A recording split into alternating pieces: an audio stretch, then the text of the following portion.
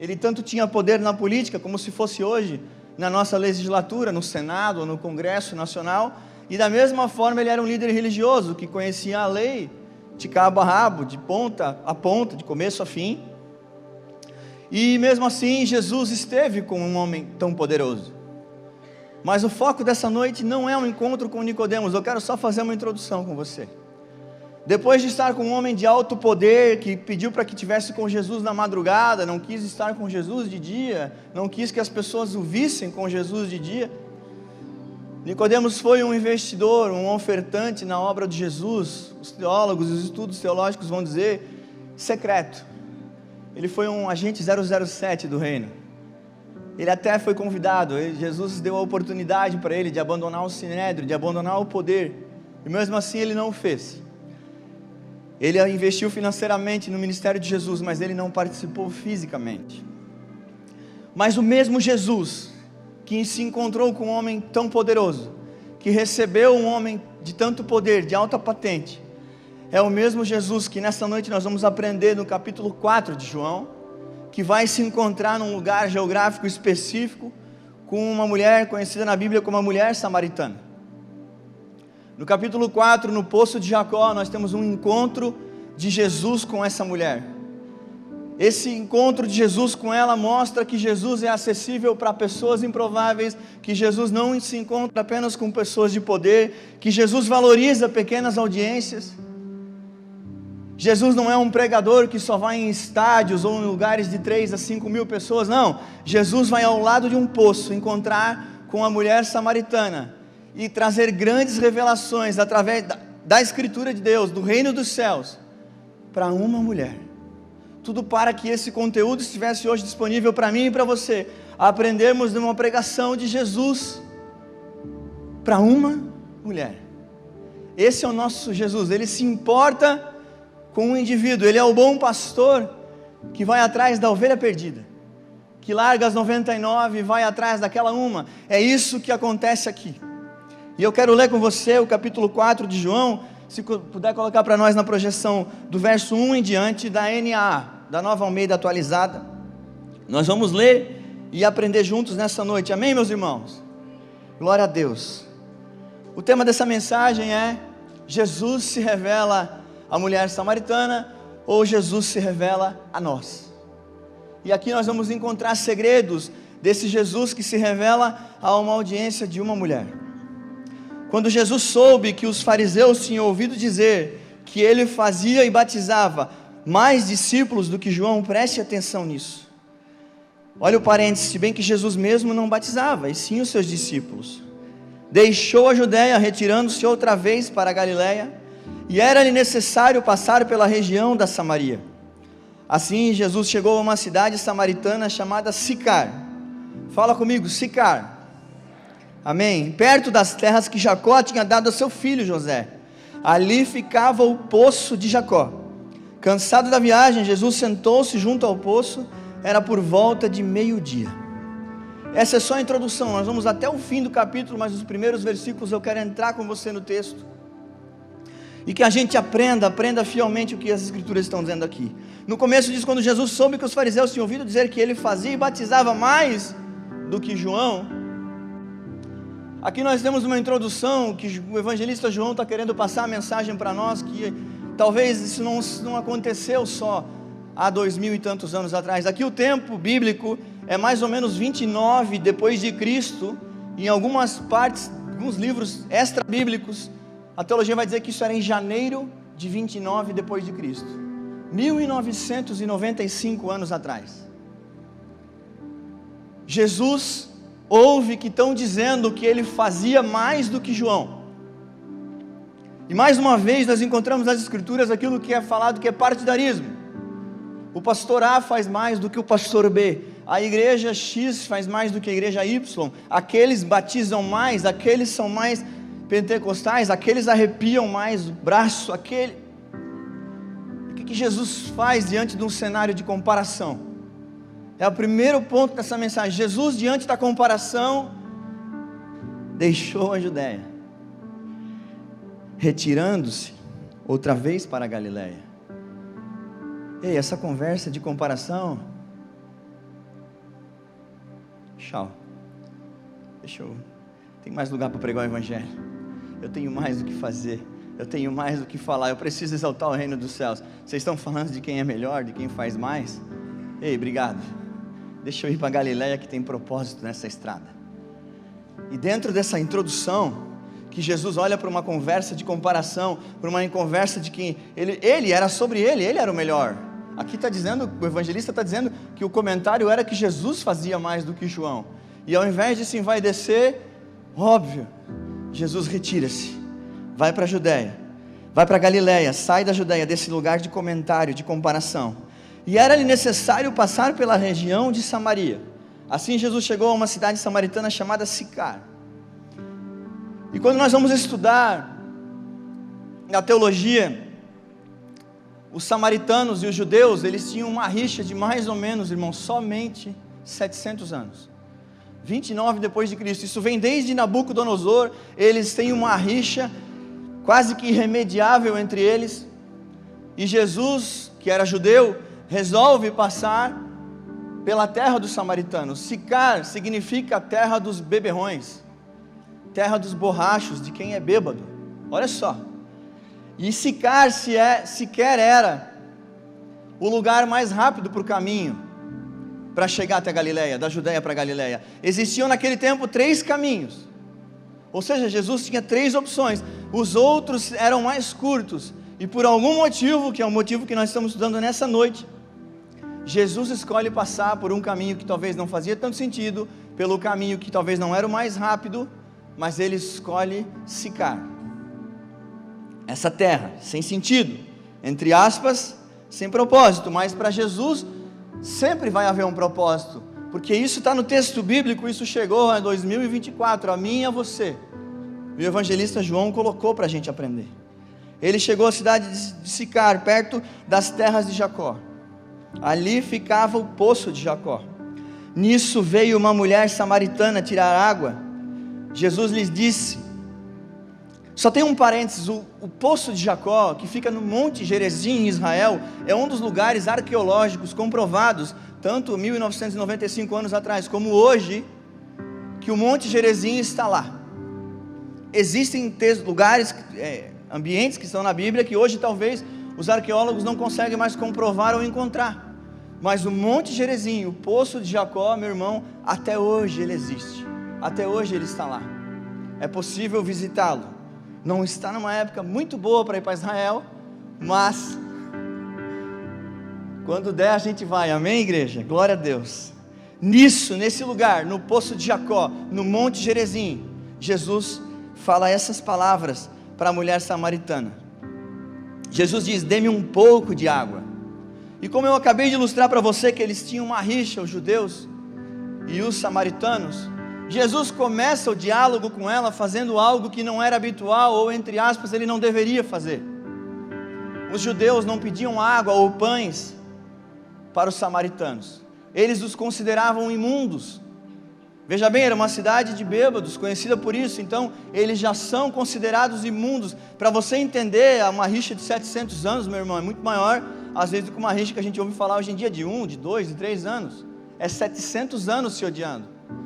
O judeu não podia pedir água, o judeu não podia pegar comida, era entendido que a comida dos samaritanos era impura, era imunda, então somente pela etnia deles, ser samaritano era péssimo, era negativo.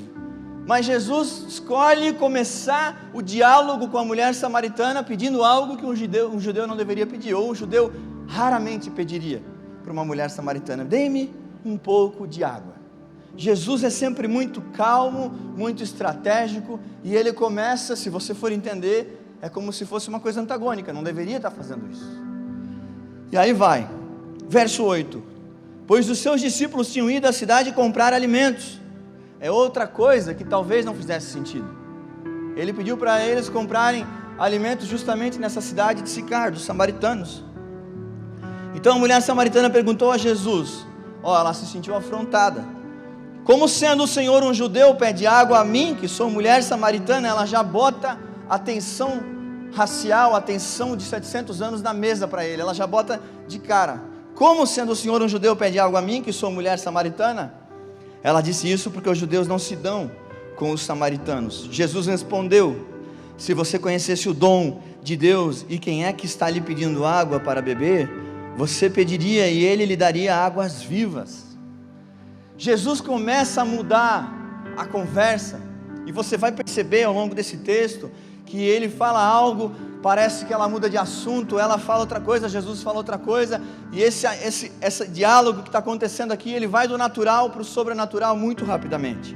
Jesus está falando de águas vivas. Se você for pensar bem, águas vivas não tem nada a ver com essa água que está aqui disponível para eu tomar, com aquela água que a gente toma no bebedouro. Jesus está falando de uma fonte inesgotável, por onde a palavra fala que fluirão rios de águas vivas.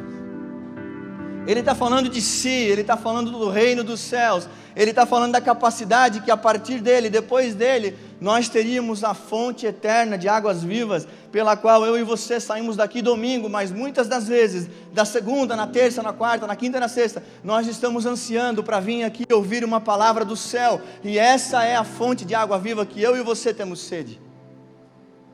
Ele está se revelando a ela de forma devagar, estratégica. Ao que a mulher lhe respondeu: o Senhor não tem balde e o poço é fundo. Ela volta para o natural. Ela não entendeu. Nicodemos não entendeu o que era nascer de novo. Lembra? Ele pergunta para Jesus: como pode um homem voltar ao ventre da sua mãe? E Jesus estava falando de nascer da água e do Espírito. Jesus estava falando de reconhecer Ele como Filho de Deus. Crer em Jesus e será salvo tu e tua casa. Nicodemos não entendeu, e ela não entendeu ainda que a fonte de água viva era o próprio mestre que estava na frente dela. Ela perguntou sobre um balde, o poço era fundo, o poço tinha 30 metros. E se você parar para pensar, um poço de 30 metros, esse Deus que abriu o mar vermelho, esse Jesus que estava na frente dela, que transformou água em vinho até então, esse Jesus que vem performar 30 e poucos milagres, esse Jesus, ele podia fazer jorrar a água do poço para sempre, amém? Podia, mas ele escolheu se importar com essa mulher samaritana. O Senhor não tem balde, o poço é fundo, de onde vai conseguir essa água viva? Por acaso o Senhor é maior que Jacó, o nosso pai, que nos deu o poço, do qual ele mesmo bebeu, assim como seus filhos e o seu gado? Ao que Jesus respondeu: quem beber dessa água voltará a ter sede, mas aquele que beber da água que eu lhe der, nunca mais terá sede. Pelo contrário, a água que eu lhe der será nele uma fonte a jorrar para a vida eterna. A partir desse momento, Jesus começa a se revelar. Talvez ela ainda não está entendendo, mas ele está começando a revelar: ei, eu estou falando de coisas eternas, de fonte que jorra água eterna. Eu não estou falando desse poço, eu não estou falando de balde, eu não estou falando de 30 metros. Eu estou falando de fonte de água viva. A mulher lhe disse: Senhor, quero que me dê essa água para que eu não mais tenha sede, nem precise vir aqui buscá-la. Ela volta para o natural. Ela continua não entendendo, e está tudo bem, esse diálogo ele vai evoluir para um ponto alto em que eu e você vamos entender o quão Jesus é evangelista, o quão Jesus ama uma mulher, e que ele coloca uma cidade improvável, um lugar improvável, de pessoas que são odiadas há 700 anos pela sua etnia, para falar com uma mulher e mudar o curso da história dela e o curso da história de muitas vidas aqui dentro essa noite, porque o mesmo Jesus está aqui, e a fonte que jorra água viva é Ele próprio, e hoje nós temos Ele, o Pai e o Espírito Santo à nossa disposição. Ela pede que dê água viva, e no verso 16, Jesus se revela a ela de uma outra forma: vá, chame o seu marido e volte aqui. Ao que a mulher respondeu: não tenho marido. Então Jesus disse: você tem razão ao dizer que não tem marido, porque já teve 5, e esse que agora tem não é o seu marido. O que você disse é verdade. A mulher então lhe disse: agora eu sei que o Senhor é um profeta. Olha para onde essa conversa descambou, irmão. Jesus fala para ela, depois de estar falando de água, depois de estar falando de poço, depois de estar falando que vai jorrar água viva, que Ele pode ser a fonte, Ele será. Ele fala assim: vai, chame o teu marido. Jesus já conhecia a história dela de ponta a ponta. E os samaritanos, diferente dos judeus, eles tinham uma diferença teológica. Eu quero te explicar. Os samaritanos nesse tempo aqui, eles acreditavam somente no Pentateuco. Ela, na teologia dela, ela ainda estava na cabeça de um profeta que ia vir. A memória dela estava ligada e focada na profecia de Abraão, que viria um profeta, que viria um Messias. Mal sabia ela que estava de frente com ele. Mas nesse momento ela fala: vejo que tu és verdadeiramente um profeta. Sabe, aqui tem um parênteses, uma nota de rodapé que eu quero te falar. O ministério profético, ele não veio para revelar o teu pior. Jesus não veio para envergonhar ninguém. Deus não veio para fazer crente passar vergonha, meu irmão. O ministério profético veio para trazer o melhor das pessoas, edificar, encorajar. A profecia, o ministério profético foi feito para o encorajamento e não para a vergonha pública de crente.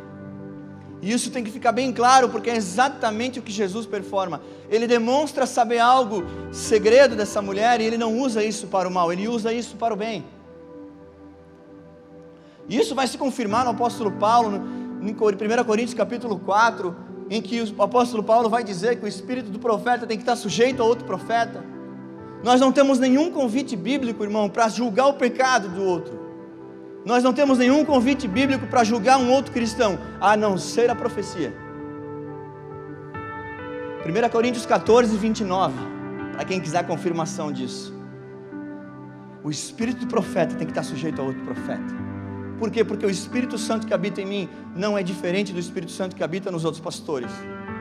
Então, se Deus me revelar algo a respeito de alguém, essa pessoa tem que ter confirmação no coração dela do que eu estou falando. E se ela falar para mim que não faz sentido, eu tenho que dizer amém. Se necessário for, me perdoa. Talvez foi algo da minha cabeça. É assim que se performa no ministério profético. O ministério profético é um ministério de humildade. De humildade. Dons, sinais e maravilhas foram feitos para exaltar o nome do Senhor, e não o nome de profeta. Não foi para ser sensacionalismo e show de espetáculo de homem carnal.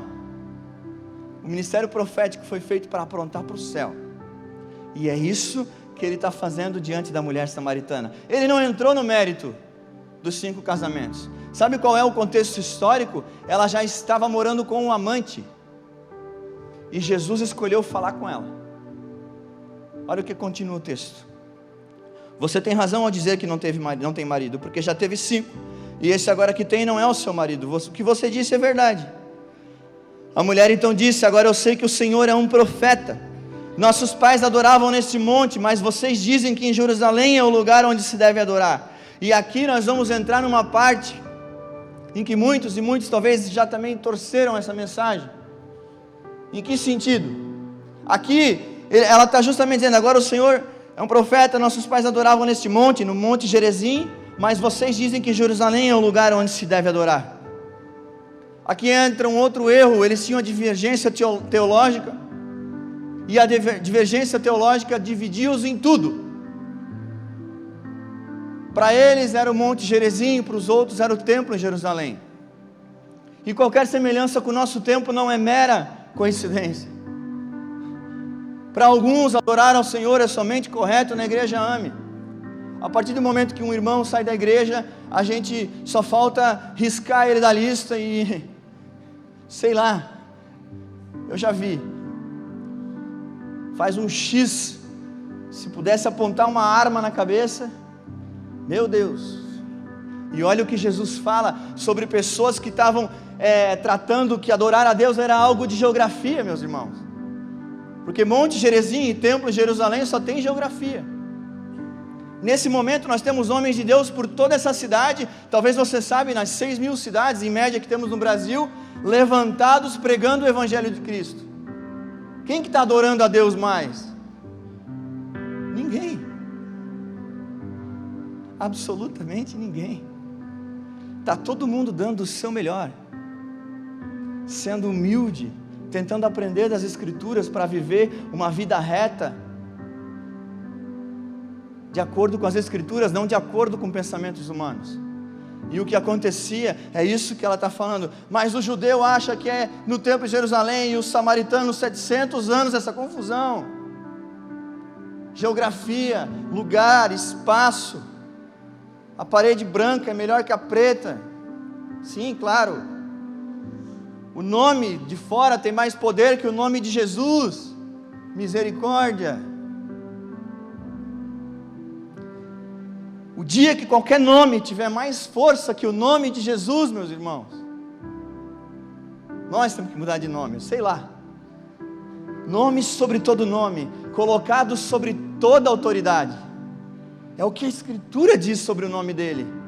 Como pode um profeta, um ambiente, uma geografia, um poço ou um templo ter mais poder que o nome de Jesus? Eu falo para você, impossível.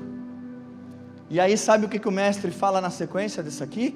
Para não ficar nas palavras do pastor Lennon. Verso 21, Jesus respondeu o que ela diz: nossos pais adoravam neste monte Gerizim, vocês dizem que Jerusalém é o lugar. E Jesus respondeu, olha a resposta de Jesus: mulher, acredite no que digo, vem a hora em que nem neste monte, nem em Jerusalém, vocês adorarão o Pai. Cara, ele está quebrando todo o paradigma de segurança que podia ter de certo e errado dos dois lados. Vocês adoram o que não conhecem, nós adoramos o que conhecemos, porque a salvação vem dos judeus. Mas vem a hora, e já chegou, verso 23, em que os verdadeiros adoradores adorarão o Pai em espírito e em verdade, porque são esses que o Pai procura para seus adoradores. Deus é espírito, e é necessário que os seus adoradores o adorem em espírito e em verdade. Ele está estabelecendo, sabe o que? A quebra de toda a geografia. Ele está estabelecendo o início do que eu e você já vivemos desde o dia que nós aceitamos a Cristo. Sabe qual é a geografia? É lá na tua rua, número tal, apartamento 100 e alguma coisa, apartamento 200 alguma coisa. Quem mora em casa é só um número, é lá a geografia número 1. Os verdadeiros adoradores adorarão o Pai em espírito e em verdade, de segunda a sábado. E no domingo eles se encontrarão na comunidade dos santos e ouvirão uma palavra. Mas o Evangelho foi feito para nós vivermos, aprendermos e crescermos de meia-noite a meia-noite, de domingo a domingo, meu irmão. E não é mais no Monte Gerizim, não é mais no Templo de Jerusalém, não é mais na igreja que tem a placa mais bonita. É isso que Jesus está falando, a geografia não importa. O Pai está procurando quem o adora em espírito e em verdade. O Pai está preocupado com quem está preocupado em adorar a Ele. Porque quando você coloca a adoração limitada ao Monte Gerizim, você está dizendo que tem um obstáculo para adorar a Ele. Você está dizendo que o outro não adora. Você está dizendo que você adora melhor que alguém. É isso que Jesus está dizendo. Quem adora em espírito e em verdade não tem favoritismos, não tem meio termo entre você e Deus. Nós temos que entender que a nossa filiação celestial, a paternidade de Deus, nos dá livre acesso a Ele. O único intermediador que existe entre Deus e o homem é Jesus Cristo, seu Filho. E o Espírito Santo, a partir do ano 33, quando Jesus entrega a sua vida ressurreto depois da cruz, Ele ressurge, Ele é Filho vivo de Deus, Ele volta, está sentado à destra do Pai. Ele libera o Consolador, o Espírito Santo, e o Espírito Santo agora mora dentro de você. Davi, Elias, Eliseu, Isaac, Jacó, Abraão, Moisés, eles não tiveram o Espírito Santo que eu e você temos acesso. Essa é uma liberdade que Jesus, que Deus liberou para nós depois da cruz. O Consolador, o Espírito Santo de Deus. E nós precisamos aprender a relacionar com o Espírito Santo, meu irmão, para que nós possamos viver a plenitude da fé. Adoradores, verdadeiros adoradores, adoram o Pai em espírito e em verdade. Se eu estou dizendo que algum lugar é melhor que outro lugar, meu irmão, a minha adoração está no templo, a minha adoração está na geografia, a minha adoração está no líder, a minha adoração não está no Pai. Faz sentido para você? Amém. Jesus está reconstruindo verdades, Ele está desfacelando a religião, Ele está instaurando o Evangelho do Reino, o Evangelho da salvação. Sabe o que é mais louco para mim? Bota o verso 25. A mulher respondeu: eu sei que virá o Messias, chamado Cristo. Quando ele vier, nos anunciará todas as coisas. Então Jesus disse: eu sou o Messias, eu que estou falando com você.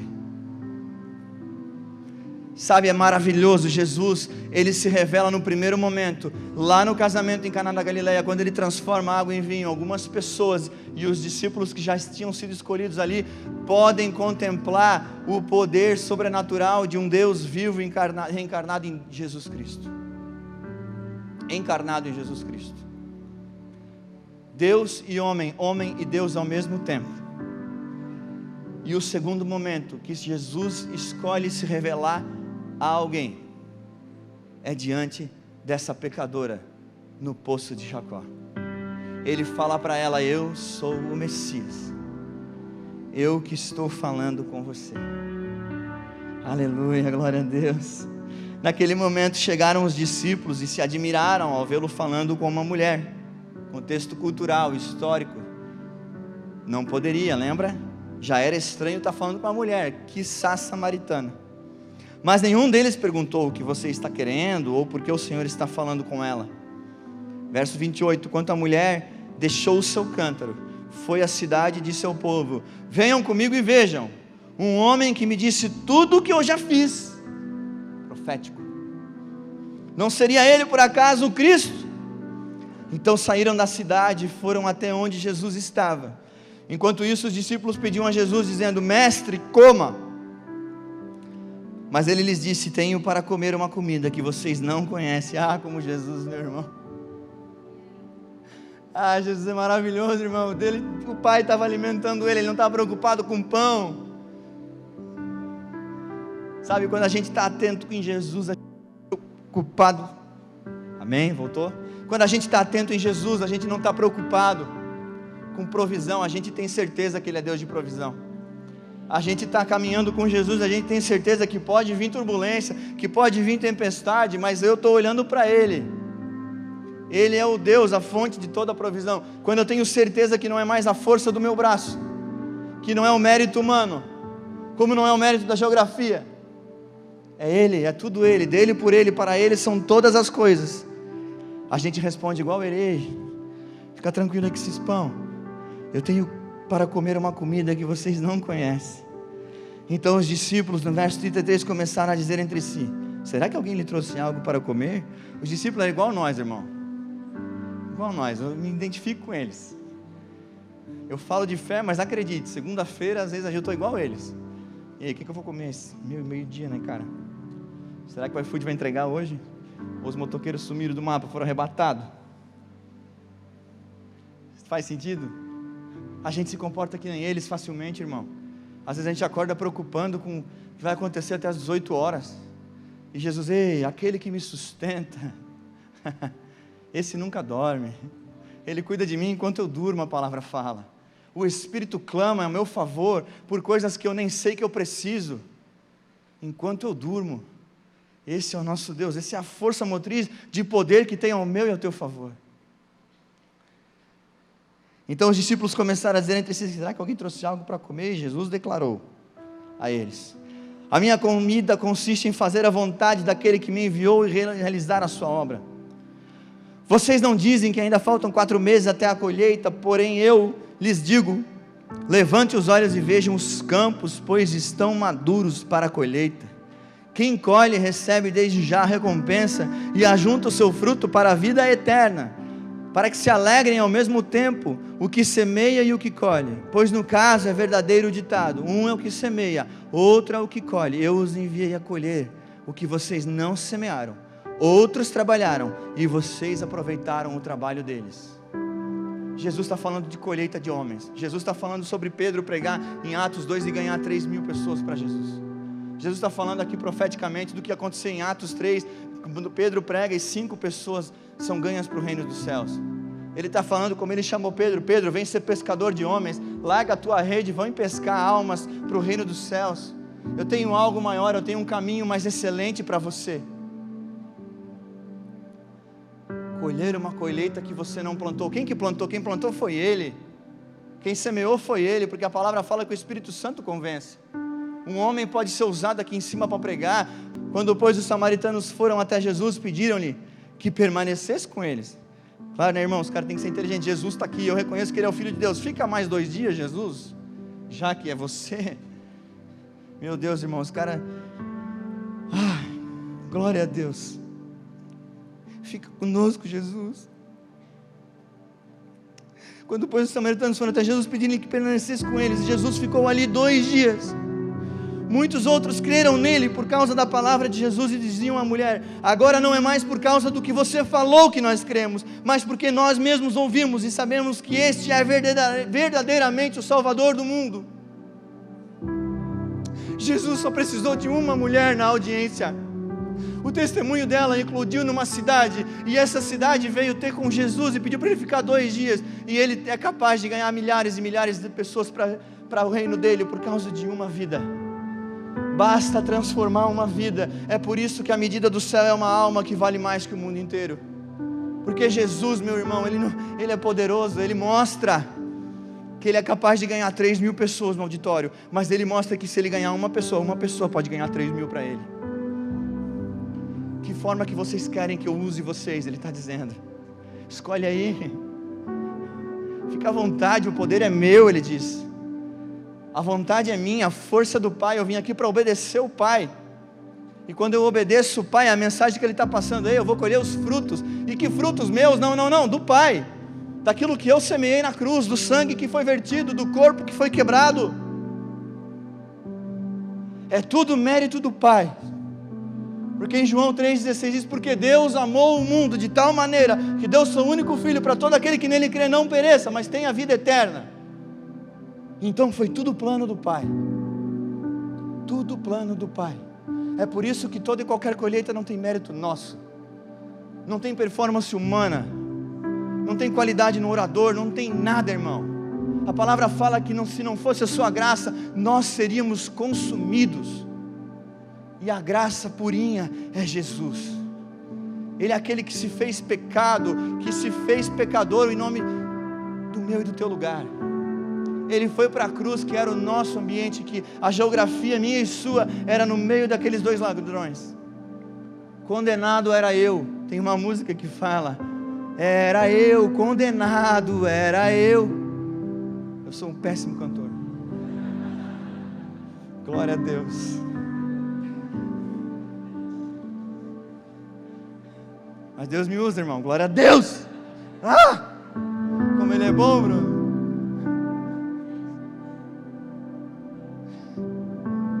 Privilégio falar dele. Que privilégio falar de Jesus. Que privilégio viver o que a gente está vivendo como igreja local. Que o Senhor continue quebrantando os nossos corações. Que a gente continue clamando pela presença do Espírito Santo na nossa igreja. Que a gente continue sendo humilde no crescimento. Que a gente não se ensoberbeça por causa de números. Que a gente queime pelo Evangelho, que não tem mérito nenhum em nós. Nenhum. O que você fez? Se fosse falar com Jesus, ele ia dizer: eu falei com aquela mulher no poço. Quantos nesse tempo diriam: eu entrei naquela cidade, irmão, se você soubesse. Uau. Hey.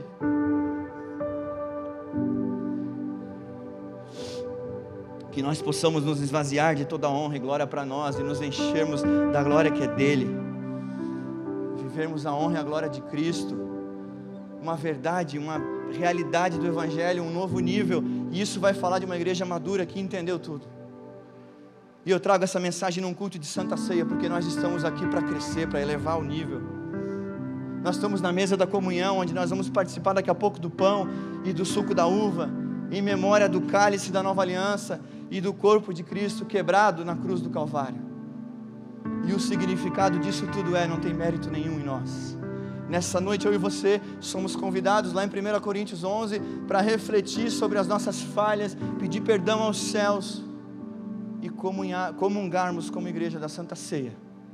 O próprio pão e o suco da uva, com o toque sobrenatural de Deus, em forma de memória, não em forma de ritual espiritual, Ele abençoa e Ele perdoa os nossos pecados, não só hoje, mas todos os dias, através do sacrifício da cruz. Nessa noite eu quero convidar a igreja a ficar de pé.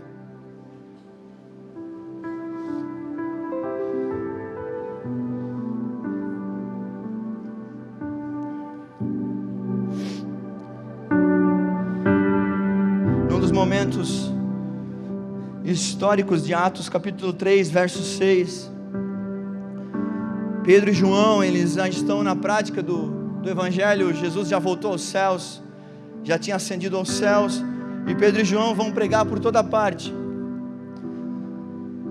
E é engraçado porque ele usa uma expressão, ele encontra um coxo, um paralítico na entrada do templo, e esse homem pede para Pedro dinheiro.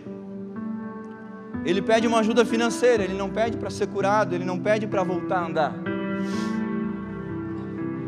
Eu estou falando nesse momento daquilo que nós podemos fazer com aquilo que Jesus fez por nós. E aí no capítulo 3 de Atos, verso 6, assim: Pedro porém lhe disse: não possuo nem prata nem ouro, mas o que tenho isso te dou, em nome de Jesus Cristo Nazareno, levanta e anda. O nosso sonho é ter crentes, e nós estamos ajudando a construir isso para o reino dos céus nessa terra, pessoas inteligentes e maduras, que vão carregar o sacrifício de Cristo, que vão entender a mensagem, e nós vamos ter, através do Dunamis, o poder de Deus em ação, cura, milagres, sinais e maravilhas. Nós usaremos os dons com sabedoria, com inteligência, com humildade, com discernimento, e nós tocaremos uma geração. Nós seremos que nem Pedro, em nome de Jesus. Aquilo que eu tenho eu te dou, eu não tenho ouro nem prata, levanta e anda. Ei, a Helena, já está acontecendo, porque há um poder. Recentemente eu fui perguntado, pastor, por que ir à igreja? Eu disse: meu irmão, quando você não entendeu o poder que há na comunidade de fé, o que você acha? Você pensa que a gente faz sozinho? Eu conversava, um diálogo saudável. 90 mandamentos tem para que a gente viva em comunidade. Eu preciso ouvir o testemunho dos outros pastores, eu preciso ouvir a tua história. Como a gente aprende na mesa da comunhão, como a gente aprende a entender que nós não somos nada, que Ele é tudo, e que através do testemunho de vida de outros irmãos, a gente cresce, a gente evita problema. Eu sento com casais, às vezes eu escuto a história deles, e eu digo: uau, como eu aprendi nessa mesa, que lição que eu tirei daqui. Olha só, eu já não vou mais percorrer uma volta para percorrer um caminho, eu vou correr um caminho mais curto, porque eu ouvi essa família. Isso é sabedoria. O sábio, ele aprende com o erro do outro. O inteligente aprende com o próprio erro, e o burro continua errando, irmão. Simples assim. Que nós possamos ser uma igreja de sábios, de pessoas que escutam o pior do outro, e a gente diz: ei, primeiro eu vou te ajudar, mas quando você passar por isso, eu quero o teu testemunho lá na igreja, hein? Você vai lá falar para os homens, você vai falar com as mulheres, o que foi o pior que te aconteceu e que Jesus curou, vem trazer para nós, traz para a mesa da comunhão, nós queremos aprender de ti. Se não fosse Cristo, nós não teríamos nada para dizer. Nessa noite os nossos voluntários vão passar entregando a ceia, mas antes disso, eu quero fazer um convite. Eu quero que a igreja feche os olhos, abaixe a cabeça.